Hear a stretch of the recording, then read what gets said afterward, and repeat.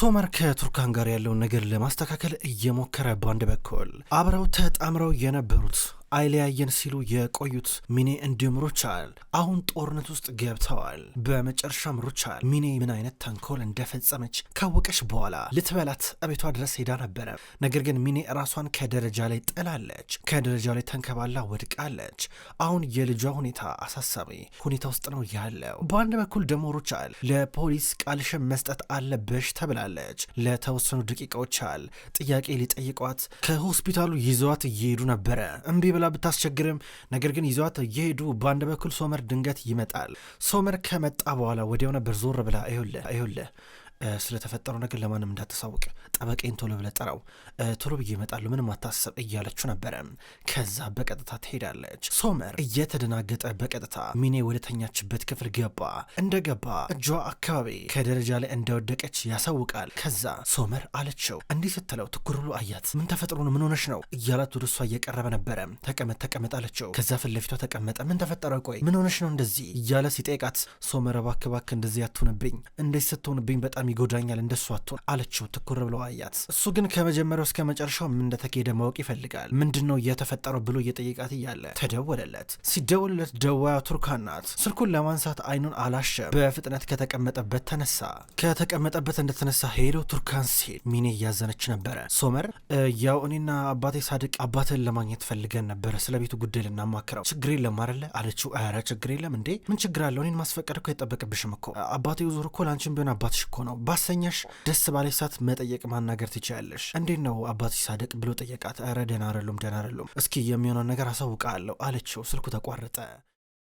ከዛ በአንድ በኩል ቀጥታ ወደ እነሱ እየቀረበች ነበር ቱርካን። ከዛ እናቷ ቆዝማለች። የሚገርም ነው ጠበቃው እኮ ያለን ያው በደንብ ሁለት ሰው ካልተስማማ በስተቀር ካልፈረመ በቀር በጭራሽ ይህ ክስ አይመሰረትም ነበር ያለው። ነገር ግን አሁን ኔዜት ተስማምታ መሆን አለበት። ግን እንዴት እሻለችው ትላለች። ሳድቅም ቢሆን አዎ እሺ ብለው መሆን አለበት። እሷ ሳትስማማማ የሁሉ ድፍረት አያገኝም። ግን እንዴት ሊሆን ይችላል እያለ ነበረ። ነስሪን ቀና ብላ ለ20 ምናምን ዓመታቶች የኖረችበትን ቤት እየተመለከተችው ነው። በአንድ ጊዜ ከእጇ እንደወጣ አይነት ስሜት ይሰማታል። አሁን ሶመር ስልክ አውርቶ ከጨረሰ በኋላ ከሚኔ ፊት ለፊት ተቀመጠ። ንገረኝ እስኪ ምንድን ነው የተፈጠረው አላት። እኔ እናንተ በብዙ ነገር ውስጥ እያለፍን ነው፣ በብዙ ነገር ውስጥ አልፈናል። ደግሞ ሶመር ግን አሁን ፊት ለፊት የተቀመጠው እንደማላቀው ሰው ነው። በቃ ምንም አላወኩትም ይሄን ሰው። ሶመር ተቀይረብኛል እኮ ቀዝቅዘብኛል፣ ምን ሆነ ነው ግን እያለች ማልቀስ ጀመረች። ጭራሽ እንደዚህ ሆኜ ሳየ በጣም ይጎዳኛል ብላ ማልቀሷን ቀጠለች። አንቺ ነሽ እንግዲህ ወደዚህ ሁኔታ እንድንገባ ያረግሽ። ምን ሲባል ነው ቆይ አንቺ ከማየ የገጠምሽው? ለዛውም እኔን ለማሸነፍ እኔን ለመቅረብ። እኔና አንቺ እኮ አብቅቶልናል እኮ። በዚህ መንገድ ደግሞ ጭራሽ ነገሩ ይብስበታል እንጂ ሁለታችን ልንቀራረብ አንችልም። እባክሽን ነገር አቁሚ እያላ ነበረ። ከዛ ትኩር ብሎ ተመለከታት። በያውን ተናገሪ፣ ከደረጃ ላይ ገፈተረሽ ማን ነው? እማየናት የጣለችሽ በማለት ጠየቃት። ትኩር ብላ ካየችው በኋላ አዎ እሷ ናት፣ በጭካኔ አንስታ የጣለችኝ፣ እሷ ናት ያፈረጠችኝ፣ እሷ ናት የገፈተረችኝ ብላ ተናገረች። እንዲህ ስትል አልገባኝም። እንዴት አንድ ላይ አልነበራችሁ እንዴ? ሁለታችሁ ተቧርናችሁ እንዴት ነው? በቃ እኔ ላይ ወጥመድ ስትዘረጉብኝ አልነበር እንዴ? አየሽ ግን አንቺ ራስሽ ሄደሽ በረሽ፣ እሷ ወጥመድ ስር ገባሽ ይላታል። ነገር ግን እሷ ለአንተ ብዬ ነው እያለች ነው። ለእኔ ብለሽ ምን እስኪ ተናገሪ። ምን አንቺ እንዴ ብልጥ ሴት አይደለሽ እንዴ? እንዴት ነው እሷ ወጥመድ ውስጥ የምትገቢው ብሎ ይጠይቃን ነበረ። ከዛ እሷ ልጅ አንድ ነገር ይሁንና እንዳሉ ነገር ወደ ሲኦል ነው መቀየረው እያለች ነበረ። ተናዶ እያያን ነው። ከተቀመጠበት ተነሳ። ከዛ ይኸውልሽ ይሄ ልጅ የኔ ከሆነ እያለ ነበር። ልጁ ያንተ ነው፣ ሲጀመር ኒያት መውለድ አይችልም አለችው። ምን ደግሞ የትኛው ውሸት ነው? ከየት የመጣ ውሸት ነው ይላታል። ውሸት አይደለም፣ የኒያት የሕክምና ወረቀት እጅ ላይ ያለ፣ እሱ አስፈራርቶኝ ነው እንጂ ቀደም ብዬ ነግረህ ነበረ፣ ይሄ ነው እውነታው አለችው። ለማመን እየከበደው ነበረ። ደንግጦ ያያታል። ይኸውልሽ ልጁ ሲወለድ ማድረግ ያለብኝን ነገር በሙሉ አድርጋለሁ። ነገር ግን አሁን እኔ ልቤ ውስጥ ያለችው ቱርካን ብቻ ናት። ከዚህ በኋላ እንደ ድሮ ልሆንልሽ አልችልም እያላት ድንገት ነርሷ መጣች። ስትመጣ ደህና ከሆንሽ ፖሊሶች ቃልሽን ለመቀበል ይፈልጋሉ ብላ እየነገረቻን ነበረ። ከዛ ወዲያው ነበር ሚኔ እንዳለ ነገሩ ወደ እጇ ሲገባ በቃ አንቺ ውጪ፣ ቆይ አንድ ጊዜ ከሱ ጋር ትንሽ መቆየት ፈልጋለሁ፣ ማውራት ፈልጋለሁ ብላ ነርሷን እንድትወጣ አረገቻት። ከዛ ሶመር እኔ አድርግ ያልኩን ነገር የማታረግ ከሆነ እናትን እከሳታለሁ፣ ውሳኔው ያንተ ነው አለችው። ተናዶ እየወጣ በርጋ ኒያትን አገኘው። ሁለቱም ተፋጠጡ። አንተ ደግሞ ምልትሆን መጣ ብሎ ነው ያጠየቀው። የልጅን ሁኔታ ቼክ ላረግ ነው የመጣሁት፣ ምንድነው ችግር አለ እንዴ አለው። ከዛ ኒያት የሚመልሰው መልስ አጣ። ዝም ብሎ እያየው ነበረ። ከዛ ትቶት እየሄደ ነበር ሶመር። በሌላ በኩል ሳድቅ የሶመርን አባት ኦዙርን አግኝቶታል። ኦዙር ከመጣ በኋላ ቀጥታ ቱርካን ማብራቸው ነበረች። እንግዲህ እኔም ቢሆን የተፈጠረውን ነገር ስሰማ በጣም ነበር የደነገጥኩት። እንደዚህ ነገር አልጠበኩም። በተለይ ሩቻን ለምን እጇን እዚህ ውስጥ እንዳስገባች አልገባኝም። በእርግጠኝነት ፋቴ ራሱ ሄዶ ሩቻንን ጠይቋል ሊሆን ይችላል እያለ ነበረ። ልክነ በእርግጥ እኔና ፋቴ በግል ጉዳይ የሆነ የሚያጋጨን የሚለያየን የማያግባባን ነገር ይኖራል። ግን እንደዚህ አይነት ጭካኔ አልገባኝም።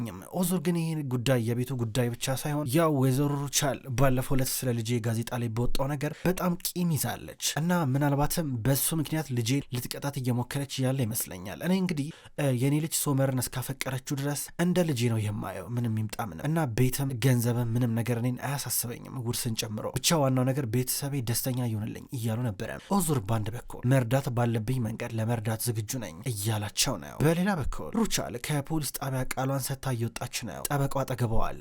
ብሎ ፖሊስ ጣቢያ ይዘውኝ ይመጣሉ እንዴ ትላለች። በነገራችን ላይ ወይዘሮ ሩቻል ቀጣይ ጊዜ የሚወሰነው ሚኔ በምትሰጠው ቃል መሰረት ይሆናል። ሚኔ የማይሆን ቃሏን ከሰጠች ነገሮች ከባድ ይሆኑብሻል አላት። ለምን ሲባል ትሏለች። ምክንያቱም እሷ በዚህ ታሪክ ውስጥ ተጠቂ ስለሆነች እያላን ነበር። እንዴ ብላ ነው ተጠቂ የምትሆነው? ንግር የለ እንዴ ራሷን በራሷ እኮ ይጣለችው በማለት እየነገረችው ነበረ። ከዛ በድንገት ወዲያው ነበረ ልጇ የመጣው። ሶመር ከመኪና ውስጥ ቶሎ ብሎ ወጣ። እማዬ ቶሎ ብለሽ መኪና ውስጥ ግቢ እያላን ነበረ። ምነው ችግር አለ እንዴ ምን ሆነ ነው አለችው። ግቢ እያልኩሽ እኮ ነው እያላን ነበረ። ጠበቃውን ሂድ ካሉት በኋላ በቀጥታ መኪና ውስጥ እናቱን አስገብተዋት ብዙ ማራቆ መጨቃጨቅ ጀመሩ። እንዴት እንደዚህ ታደርጊያለሽ? ቆይ አንቺ እንዴት ነው ከደረጃ ላይ የምትገፈትሪያት? ልጄን እኮ ነው የተሸከመችው ሲላን ነበረ። አሃ ብለህ ልጅ መሆኑንም አመንክ ስትለው ነበረ። እንዴ ታዲያ የማን ልጅ ነው? ኒያት መውለድ እንደማይችል የጤና ችግር እንዳለበት ነገረችኝ። ይህንንም እያወቅሽ ደብቀሽኛል። ታዲያ አንቺ እሷ ቤት ምን ልትሆኚ ሄድሽ? ዋናው ጥያቄ ይሄ ነው። ምን ልትሰሪ ሄድሽ አላት። እንዲህ ስላት የሆነ ጉዳይ ነበረኝ አለችው። መገጣጠም፣ የሚገርም መገጣጠም ነው።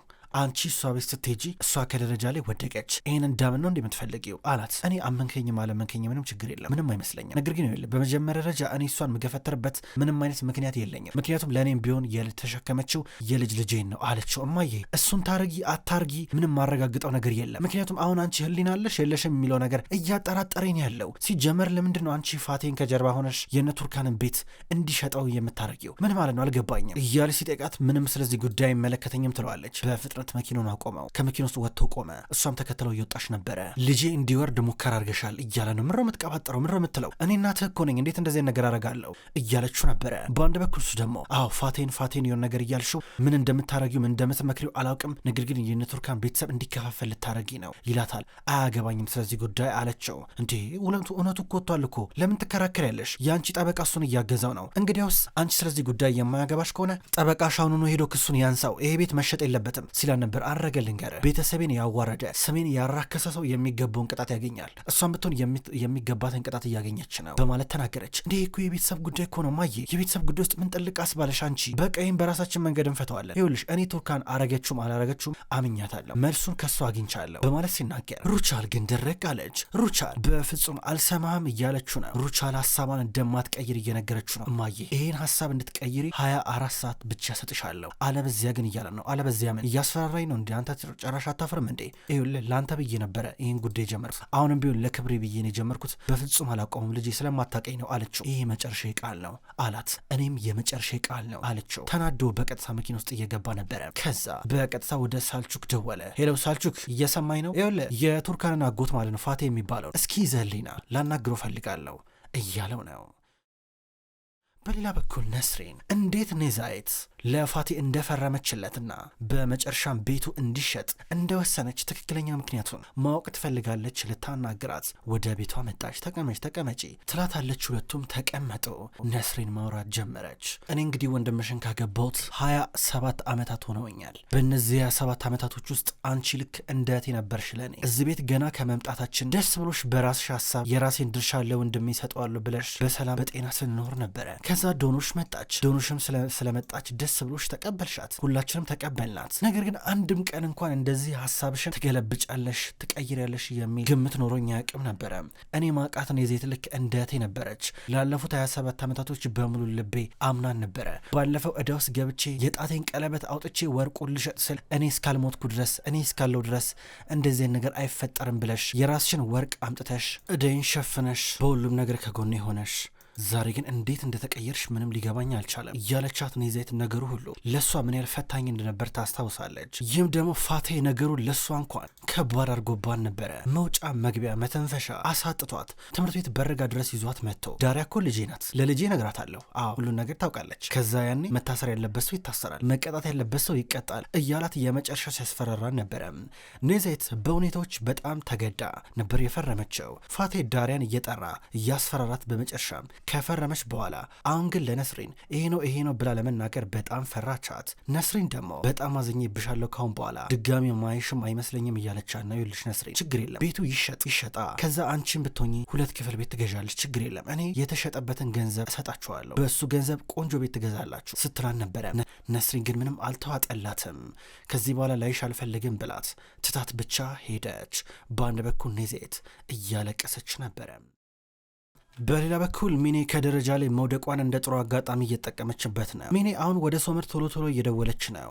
ኧረ ሶመር ሁኔታው ጥሩ አይደለም፣ ኧረ ይኸውልህ ዶክተሩ መጥቶ አሁንም ቢሆን ደም እየፈሰሰ ነው፣ ልጁ ሁኔታው አደጋ ውስጥ ነው እያለኝ ነው አለችው። ገብቶኛል፣ ለእኔም ደውሎልኝ ነበር ነግሮኛል። ያው 24 ሰዓት በጣም ወሳኝ ናት፣ ግን ይኸውልሽ በሆነም ባልሆነም እየደወልሽ እኔን መበጥበጥ አቆሚ፣ እኔ በስልክ ጉዳዩን እከታተላለሁ ይላታል። እንዲህ እያለ እያናገራን ነበረ። በድንገት እነ ሳልቹክ የመጡት ሳልቹክ ፋቴን ይዞት መጣ። ፋቴ ፊቱ አካባቢ ተደብድበዋል። ከዛ ገና ሶመር እንዳየው እንዴ ሳልቹክ ምን አርገው ነው ይህን ሰውዬ ለምንድን እንደዚህ ያረከው እያሉ ነበር። አይ ትንሽ አልተቸገረ አልመጣም ብሎ ትንሽ የዋጋውን ሰጠ ነው አለው። ከዛ ሶመር ፋቴን እየጠራው ነበረ። ምን አትደውልልኝም ነበር እንዴ እንደዚህ መደብደብ ነበረብኝ እንዴ አለው። አይ በጣም ይቅርታ እሺ ተቀመጥ ይለዋል። በሌላ በኩል ሩቻል በቀጥታ ሚኔ ልታስፈራራት ቀጥታ ወደ ሆስፒታል መጣች። ወደ ክፍሏ እየገባች እያለ ኒያት ደግሞ ሩቻል ላይ ክስ መመስረት አለብሽ ብሎ እየተጫናት ነበረ። እሷ ላስብበት እንደ ሶመር ሁኔታ ይወሰናል እያለችው ነበረ። ሩቻል ከመግባቱ አንቺ ምልቶኝ መጣሽ ውጪ ከዚህ እያለ ኒያት ሲቆጣ ነበረ። ሩቻል ደግሞ ዝም በላ አንተን አላናገርኩም ሚኔ ማውራት አለብን አለቻት። ከዛ ሚኔ ቀጥታ ሩቻል እንድትቆይ ጠየቀች። ኒያትን ላውራት ውጣ እያለችው ነበረ። ከዛ እሱ እየተነጫነጨ ወጣ። ከወጣ በኋላ የሚገርመው ነገር ዝም ብዬ ሁኔታሽን ስመለከተው ያው ያለብሽን ባህሪ በደንብ አውቃለሁ፣ ነገሮች ጥሩ እንዳልሆኑ ያስታውቃለሁ፣ ጥሩ እያሰብሽ እንዳልሆነ ያስታውቃል። አንዳንድ ጊዜ ጭንቅላትሽ በስነስርዓት አይሰራም፣ በስነስርዓት እንዲሰራ ላንቺ መናገር አለብኝ መሰለኝ አለቻት። መቼስ ልታስፈራርኝ አይደለም የመጣሽው ስትላን ነበር ሚኔ አይደለም ለምን ብዬ አስፈራራሻለሁ? ልነግርሽ የመጣሁት ይኸውልሽ እኔን ለመካድ ካሰብሽ፣ እኔ ላይ ለመዋሸት ካሰብሽ፣ ከደረጃ ላይ ገፍትራይ ነው የወደኩት ብለሽ ለመዋሸት ካሰብሽ ስትላን ነበረ። አልዋሸሁም እኮ ቤቴ ድረስ መጣሽ ገፈተርሽኝ ስትላን ነበረ። ከዛ ሚኔ ወንጀል ነው እንድትቀጪ አረጋለሁ ብላ ስታስፈራራት በራስሽ ነው የወደቅሽው፣ ማንም መጥቶ አንቺን አልገፈተረሽም፣ ራስሽን በራስሽ ነበር የጣልሽው፣ እኔ አንቺን በፍጹም አልጎዳው፣ የመጉዳትም ሀሳብ አልነበረኝም ነበረ። ነገር ግን ማለት ነው እችን መንገድ ተጠቅሜ ከሶመር ጋር ቀራረባለሁ ብለሽ ካሰብሽ በጣም ተሸንፈሻል። ሲጀመር ሶመር ከዚህ በኋላ ከአንቺ ጋር መሆን አይችልም። ነገር ግን ይሄ ደግሞ የበለጠ በጣም መጥፎ እቅድ ነው። ምን አይነት እቅድ ነው ግን ይሄ? ምን የሚያስጠላ ታክቲክ ነው፣ የሚደብር ታክቲክ ነው። ግን ምን ይኸውልሽ አንድ ያልገባሽ ነገር አለ። ከባለፈው ክስተት ጀርባ አንቺ እጅሽ እንዳለበት ሶመር ቢያቅ ምን የሚል ይመስልሻል? ባለፈው ለታ ቱርካን ወጥመድ ውስጥ ከተሻን ነበረ፣ ፎቶ እንድትነሳ አደረግሽ፣ ጋዜጣ ላይ ያንን የማይረባ ጽሁፍ እንዲወጣ አደረግሽ። ሶመር ስለዚህ ጉዳይ ቢያውቅ ምን የሚል ይመስልሻል? እውነት ለመናገር ራስሽን አሁን ከደረጃ ላይ መወርወር ሳይሆን ከትልቅዬ ገደል ላይ ነው የምትወረውሪው። እና አንዳንድ ጊዜ ማሰብ ሲሳነሽ እኔ መተሽ አማክሪኝ እሺ፣ በሌላም ጉዳይ አማክርሻለሁ በደንብ አስበት ብላት ሄደች። ሚኔ ተናደደች። ያሰበችው የሚሳካ አይሆንም። በሌላ በኩል ሶመር ከፋቴ ጋር እያወራ ነው ያለው። እሺ አጎቴውን ነገር ልንገርህ፣ እኔ እንደዚህ ተጎድታ እንድትመጣ አልፈለኩም ነበረ፣ በቃ ትንሽ አስቸግራችሁ ይሆናል። ለማንኛውም ግን ቤቱ መሸጥ የለበትም። አንተ ቆይ ምንድን ነው ችግር? ከእነሱ ጋር ያለ ጠላትነት ምንድን ነው ምክንያቱ? እኔ ምንም እየገባኝ አይደለም አለው። ከዛ የመጨረሻ ውሳኔ ነው እኔ ቤቱ እንዲሸጥ ወስኛለሁ ብሎ ይከራከራል ፋቴ። ሶመር ቤቱ ላይ ከምታገኘው ድርሻ 2 እጥፍ ሰጣለሁ አለው። ፋቴ ግን እምቢ እያለው ነው። ከወይዘሮ ሩቻል ጋር ስምነት አለኝ እምቢ ብሎት ከጀልባው ላይ እየወረደ ነበረ። ወንድሜ እንዴት ነው አሁን ገንዘቡን ልታመጣ ነው እያለ ሳልቹክ ይጠይቀዋል። አይ ከማዬ እንኳን አልቀበልም ነበረ፣ ቤቱን ከቱርካን ጋር ልንገዛበት ያሰብነው ገንዘብ ነበረ፣ እሱን ሰጠው ነበረ፣ ግን እሱ እምቢ ብሏል፣ ምን እንደማደርግ አላውቅም ይለዋል። በሌላ በኩል ነስሪን እቤት ውስጥ ነበረች። ድንገት ፋቴ መጣ። ፋቴ ወደ ውስጥ እየገባ ነበረ። ለዚህ ሁሉ ምክንያቱ ተጠያቂ አንቺ ነሽ ይላታል። ደግሞ እኔ ምን አረኩኝ ትለዋለች። ለምንድነው ሶመርን ወደ እኔ ላክሽው? ተመልከች ምን እንደሆንኩ ሆንኩኝ ፊቴን ይውስኪ እያላ ነበር። እኔ ምን አገባኝ ታዲያ እኔ ያላኩትም እያለችው ነበረ። እሷ ምንም እንደማይመለከታት ስነግረው በቃሽ ከዚህ ሁሉ ጀርባ ተንኮለኛው አንቺ ነሽ። መጀመሪያ ከወንድሜ ጋር ጣላሽኝ፣ ከዛ ደግሞ በኋላ ከቱርካን ባል ጋር ጣላሽኝ። አንቺ ግን ምን አይነት ሴረኛ ነሽ፣ ምን አይነት ተንኮለኛ ነሽ። የኔን ህይወት ለማጨለም ማታረጊው ነገር የለም እያላን ነበር። እኔ ምን አጠፋውኝ ፋቴ ምን እያልክን ያለው? ቆይ እንዴት ነው እኔ ለሁሉም ነገር ተወቃሽ የምችለው? ምን አጥፍቼ ነው እያለች ነበረ። ለምንድን ነው እንደ መልአክ ግን የምትመስይው? ግርም ትይኛለሽ። በአባቴ ቤት በወንድሜ ቤት ውስጥ ልክ እንደማንም እንድኖር አረግሽኝ፣ ከወንድሜ እንድርቅ አረግሽ። ይህሉ ነገር ካመጣሽ በኋላ አላት። እኔ ከቤት አላስወጣውም ፋቴ ራስነ እያለችው ነበረ። ከዛ እሷ እኔ እኮ ልክ እንደ እህት ነበርኩኝ፣ ያኔ ልጅ ነበርኩኝ እዚህ ቤት ስመጣ እያለችው፣ ነገር ግን እሱ ቂም ይዞባታል። ብዙ በደል አድርሰሽብኛል፣ ብዙ ነገር አድርገሽብኛል፣ ወንድሜ እኔን እንዳያምነኝ ብዙ ነገር ነው ያረግሽው እያለት፣ ቆይ አንተ ትምህርትን እንድትማር ብዬ እኮ ነው እንደዛ ሰው ነው የነበረው አለችው። ፋቴ ግን እኔን ለመበቀል ብለሽ ነው፣ አትወጂኝም ነበረ፣ ልጅነቴን ወስደሽዋል፣ ቤተሰቤን ነጥቀሽኛል፣ ልጄንም ነጥቀሽኛል፣ በመጨረሻም ፌሪዴን ነጥቀሽኛል። ፌሪዴን በጣም ነበር የማፈቅራት፣ በጣም ነበር መወዳት፣ ከሷ ጋር ቤተሰብ መመስረት ፈልግ ነበረ፣ ከሷ ጋር መኖር ፈልግ ነበር። አንቺ ግን ስለኔ መጥፎ ነገር ነበር የምንነግሪያት። እሱ አይረባም፣ እሱ ሰው አይሆንም፣ እሱ መቼም ባል መሆን አይችልም እያልሽ የማይሆን ነገር ስትነግሪያን ነበረ። ቆይ አሁን ሲጀመር አንቺ ልጄን ስላሳደግሽ እንደ መላክ እንዳይሽ ነው የምትፈልጊው? ጥሩ ነገር የሰራሽ መስሎሽ ነው እያለ እየጮኸባን ነበረ። እንዲህ ጮሆ መቼም አላምንሽም፣ የሚገባሽን ቅጣት ሰጥሻለሁ ብሏት ቀጥታ ቤቱን ለቆ እየወጣ ነስሪን ግድግዳውን ተደግፋ እያለቀሰች ነው። ክብሯን ተመልካቾች እንኳን ወደ ቅመም ስቶሪ የዩቲዩብ ቻናል በሰላም መጣችሁ። ክብሯን ተመልካቾች የወፍ ጎጆ ድራማ ከተጀመረ ብዙ ክፍሎች ተቆጠሩ። ውድ ተመልካቾች የወፍ ጎጆ ድራማ አሁንም ቢሆን ይቀጥላል። ሁልጊዜም ቢሆን ዘውትር እየመጣችሁ የምትከታተሉ በላይካችሁ በኮሜንታችሁ የምታግዙኝ የዘውትር ተመልካቾች በጣም አድርጌ ለማመስገን እወዳለሁ። ውድ ተመልካቾች በቀጣይ በአዳዲስ ክፍሎች ድጋሚ የምንገናኝ ይሆናል። እስከዛው ድረስ ግን በያላችሁበት መልካም ቆይታ ይሁን።